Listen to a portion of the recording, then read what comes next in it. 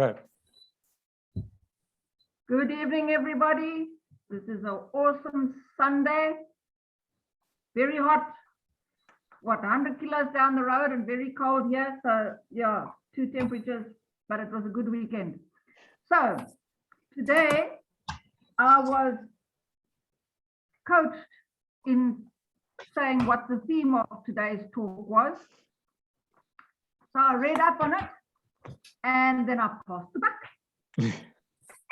So we need to tell people all about us.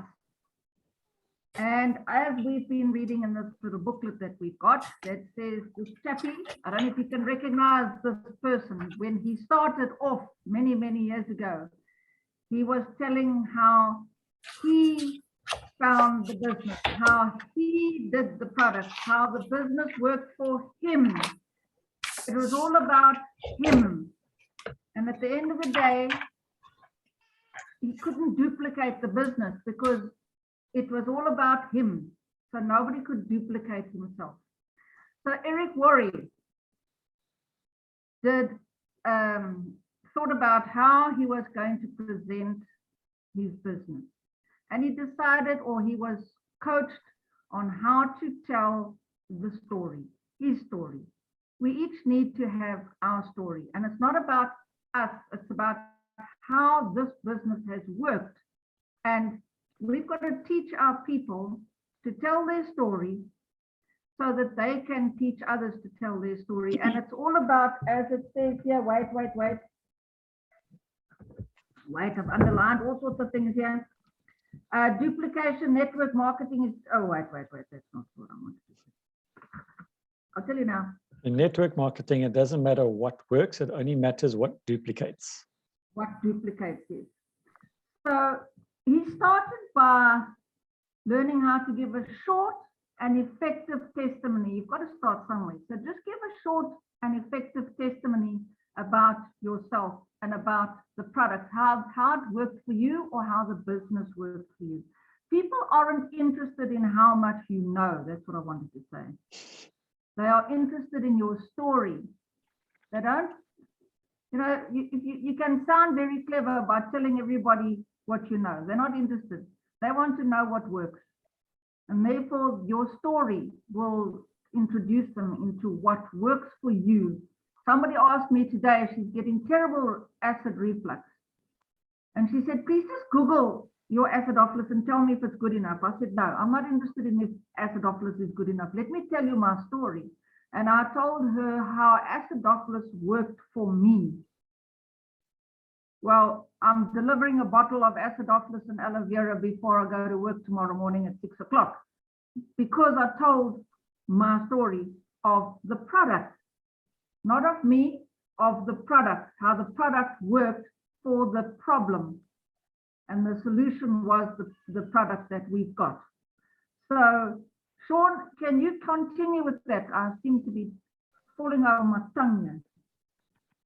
No, we were quite enjoying this little lot over here, so carry on.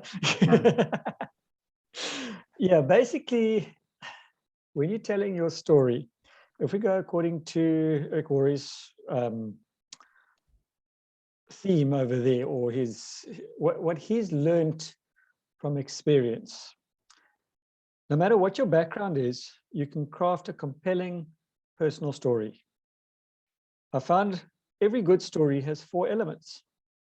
Your background, the things you didn't like about your background, how network marketing or your company came to the rescue, and your results, or how you feel about your future.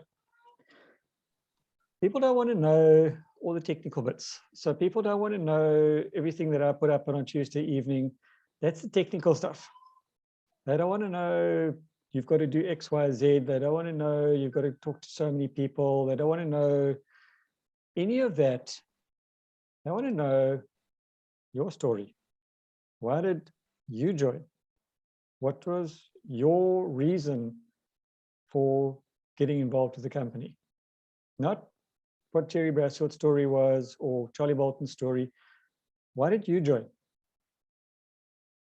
because that's what they're going to learn from. And that's what's going, because with network marketing, it's relationship marketing. They're not buying the company, they're not buying the product, they're buying you. As Jenny said, she had a story about her results. We've always heard about our stories and about what we're doing. And I've recently actually had quite an interesting group of interactions, because somewhere on Facebook, somebody had, it was some other company that had posted something about, a little article about arthritis. And I simply commented and said, I've had good results from 2 natural products that has reversed my arthritis. Well, I suddenly got whacked with half a dozen questions as to what are you using, what was the product, all the rest of it. And I refused to actually put up the fact that it was Neolife, because as I said, it wasn't my post. I was sort of hijacking a post, but I had used a product that worked. And I've interacted with most of those people. Some of them got a little bit upset because I wasn't prepared to put up the name.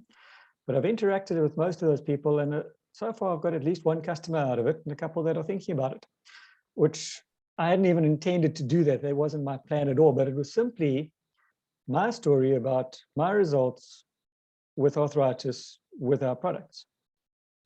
And we need to learn our story. As Eric Worre puts it down as well, he learned his story, he perfected his story, he recorded his story and listened to himself. Everybody has got a cell phone. Each one of us on this Zoom meeting tonight has got a cell phone. Every one of those cell phones has a recording function where you can record a voice note. Record your story and play it back. Mandy did a very good thing yesterday with our ADT. She was going to be in the dark at about the time that we were supposed to be online.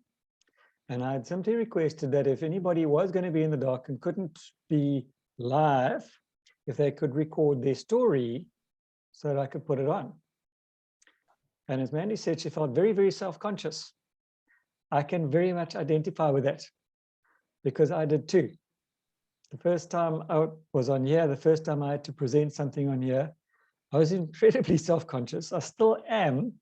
I've been playing around with doing a few reels and things on Instagram, and it's very weird and very strange. But what's happening is we need to understand that we're talking to other people. We're not bragging. We're not telling a fabricated story. It's exactly the same as when you walk up to somebody in a supermarket, or you meet somebody and you start chatting. Hey, what is it that you do? You get the, how are you, all the rest of it out of the way. What is it that you do? What, are you retired? Are you working? What profession do you do? What's your job? What are your hobbies? What is, and you're wanting to hear their story. The same thing, they're asking us the same question. They want to know our story. So we need to tell them our story. And it mustn't be okay, I've had to memorize this script because I'm doing a Oscar-winning movie. It needs to be a natural thing.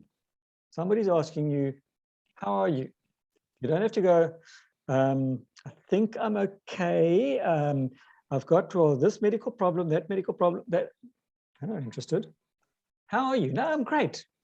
I'm wonderful. As Zig Ziglar puts it, I'm excellent in getting better, or something along those lines. People want to hear a story. They don't want to hear a sales pitch. They want to hear you. And just briefly, in between all the other things I've been doing today, which is prepping for other programs coming up, I wrote out a short story of mine that I will play with. So this is very rough draft. And according to as Eric Worre has said, those 4 little points: your background, the things you didn't like about your background, how network marketing or your company came to the rescue, and your results or how you feel about your future. And using that, I've come up with, I've always been shy and retiring. I was often envious of friends who were more outgoing and quicker to get ahead in life. I definitely wasn't. I've always said I make very good wallpaper, because if there's more than two people around, I'm going to back out of the conversation and act like a shadow in the background. I definitely wasn't, and still aren't, a salesman. Network marketing developed accidentally for me. I wanted our cleaning products and couldn't find a reliable distributor. And me, being a cheapskate, I wanted to get the products at cost. First of all, I couldn't find somebody. Second of all, decided, why don't I just deal directly with the company? And that was when I caused John to nearly have an accident, I think, because long story short, I phoned him out of the blue. And well, that was how it started. And with the amazing uplines that I've got, the team support from all of you, company help, I have grown and developed in ways I never would have believed possible. And as a result, I know my future is going to improve. I'm still a work in progress. Network marketing hasn't done it, but the products have helped, and the personal development has helped. And for me, that personal development has been priceless, probably more valuable than even the products. People want to hear that story. They don't want to hear, oh, you need to have the breakfast pack on a daily basis, and the breakfast pack has got the near life shake, and it's got this, and it's got that, and what's in all.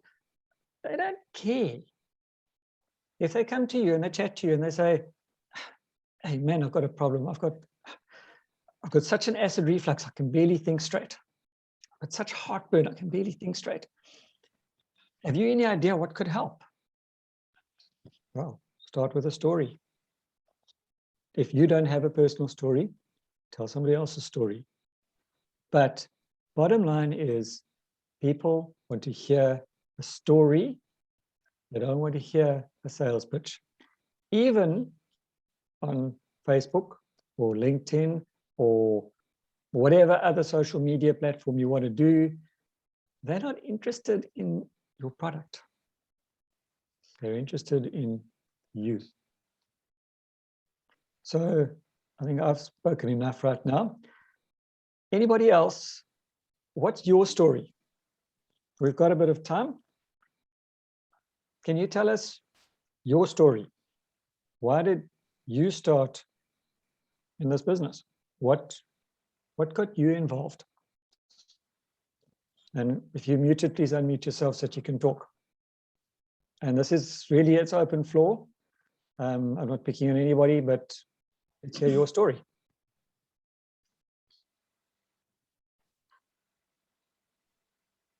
Debbie? Thank you, Sean. Did you see me lean forward? Yep. Body language. Body language. Yeah. Your story is very important. And I think a lot of us on here, we're wondering why we get business builders, some of us, and why some of us, somehow or other, no matter how hard we try, we just seem to get customers and for the products. And if you think about it, I was just looking at everybody. Yeah, when you first start, you haven't made it in the business yet, but you have tested the product. So that's where your mind goes, that's where you're thinking, and that's what you're sharing. Your story is the product. When John and I first started, we had no believability whatsoever. We gave them our story, they would have run a mile. We used to park our car around the corner, and because we had to push to start it. So when we went to go and show anyone the business, it wasn't our story. It was other people's story. And that was the lifestyle magazine. We used that so many times, how these people, and they'd say, well, how do you do? What have you done? What is your income? And we'd look at them and say, if we told you, you wouldn't believe us. And that's what Charlie told us to do, because we had spoken to so many people and we weren't getting any results. So he said to us, he says, don't use your story yet. It'll come. In the meanwhile, use other people's story. So if somebody's asking, for instance, the reflux or whatever, answer them with saying, well, we know Jenny Potter and she had the same problem and she used this and it came out so, successful, because we haven't had that problem, if you know what I mean. So yeah, we just need to tweak it. We're doing everything right. We just need to tweak it. If you want to grow your business, use someone else at the moment, because unless you are World Team member, your income's not going to support your theory that this business works. Speaking to someone the other day, they were saying, been in the business for so long, and so I said, yeah, but just keep going, tweak it. You're doing everything right, just tweak it. Thanks, Sean. Yeah, I managed to get hold of a book the other day, quite an interesting book called How to Prospect, Sell and Build Your Network Marketing Business with Stories. And one of the early pages, it says, if we have to influence people to believe us, not preach, not lecture, not educate, we have to get past our prospects' negativity, their bad programs, their sales resistance, their skepticism, and that is easy to do with a story. Stories don't set up sales resistance. Stories are easily remembered. Stories get people to act. People are programmed to listen to stories. Stories talk to the prospect's subconscious mind, and stories are fun to listen to. So learn your story. Does anybody else have some interesting stories? Kenny? Kenny H?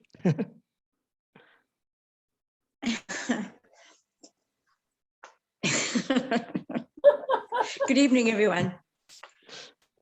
The story for me is extremely interesting because near life has changed my life financially, and they say health is your greatest wealth. I will start with the health aspect. I was diagnosed with cancer in my one and only eye. I was born with the other eye that doesn't function. And through taking the near life products, namely the Pro Vitality, years down the line, the cancer hasn't spread. And my late son-in-law, he's since passed away with heart attack stories, but he was given, at the age of 8, he was told to go home and play. And he had 6 heart attacks during the time we knew him. And just before he died, we actually buried him on his 36th birthday. He said, Mom, I know I'm dying, but thank you to the near life products because they've given me a quality of life. He got so much energy, he was able to actually hold down a job until he died. Financially, at the age of 55, I had to leave my home with 4 garages. My son was a matric. My son-in-law had come home with his first heart attack, and I had been diagnosed with cancer in my eye. I left my home with 50,000 Rand in my pocket. Today, I can honestly say, teaching had a great part. I taught for 51 years, but the near life business, I saved like crazy. I bought this beautiful home I live in, and you won't believe what I paid for it, but it was an astronomical amount of money for me because I had this particular home on my dream chart, the exact home. And I never in 100 years thinking it was there that I could afford my beautiful home. For those of you who've seen it, I am truly blessed. Near life has impacted my life financially, and health is definitely my greatest wealth. Thank you. Thank you. Well done, Jen. Finished. That's brilliant. Amen. Ansi, do you have a story for us? You're on mute. Can you hear me? Yes. Yes. Yes, thank you, Sean. Good evening, everybody. Yes, stories, I love stories. I always say there's a story behind everything in life. Some stories we like to repeat, others not. Well, let me tell you my story. I was a baker for 37 years by choice. When my little kids were small, we decided I would love to be a stay-at-home mom. Yeah, that's very hard work. I won't go down that line, but I've enjoyed every minute. I've learned tremendously a lot. There I've learned that actually my relationship with God has strengthened because, doesn't matter if you've got family, it's your business. You signed on the dotted line. Those days, it was 10,000 Rand per month I had to pay. So now you can imagine I had 38, suppliers, and I was baking cakes. And and just one day I had people working in the shop for me. And then one afternoon I got a surprise of 2 teachers who wants to come and buy some cake for some birthday or some function. And who was it? Jenny Holiday and Ruth Neelan, my upline. And they were telling me about this amazing business. And I'm a very positive person. I like taking chances. I think on my feet, and I straight away said, yes, please. I would love to hear some more and be interested.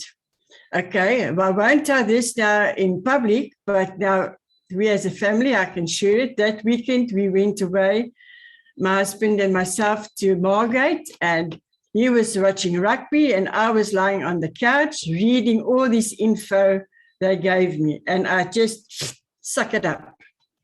Monday, I said to her, yes, I would like to join. She took me to a presentation, and yeah, it changed my life. I always thought I've got a healthy lifestyle, but with baking, you eat too. You must test everything. The test is in the cake, you know what I mean? And I realized my health wasn't healthy. And because of that, I will never, ever in my life go back to my old living way of health. And my family knows it, and my grandsons know it. They said, yeah, I know white bread is like cement. I said, yes, I know you know that, but I just want to tell you, health is your greatest wealth. Thank you very much. God bless you all. Thanks, Ansi. Yes. Thank you, Anthony. Each of us has got a nice, unique story. Nazipo, would you like to tell us your story? You don't have to. I'm not forcing you. Good evening, everyone. I don't have a story yet, but believe you me, by this time next year, I'll have a lot of stories to tell. But basically, why I came to this company, I used to know Sean some years back when my mom was sick in 2006. He helped me with the products, but by then I wasn't ready to sell. Then I had a cancer in 2014, and I had to take chemo, and I was told to take Laradex plus the Calmec D. So I went back to Sean to get the Calmec D, and then I realized maybe I can get them at cost. But I told him, I'm not ready to sell, I just want to buy. So I joined in July this year. And then after that, the documents came. I started reading them. So when I read them, that's when I fell in love with the business. And then I decided I'm going to do it. It's baby steps right now, but believe you me, I am so excited because Sean gives all the support that I need, and looking at him and seeing what he has achieved in the business, I'm very, very motivated. And Sean, watch the space. Thank you very much, guys. I'm watching you. You're catching up rapidly. It's well done. Thanks. Right, we've got about 8 minutes left. Mandy, just looking at pictures I can see. You got a story for us? You're on mute. Yeah, when I started, I had it was financial, and I was driving on my way to work because I leave for work extremely early in the morning, and I get home a little bit earlier. But then I've got the B&B to do as well, and I just on the way to work I said, God, please, I need something else to do.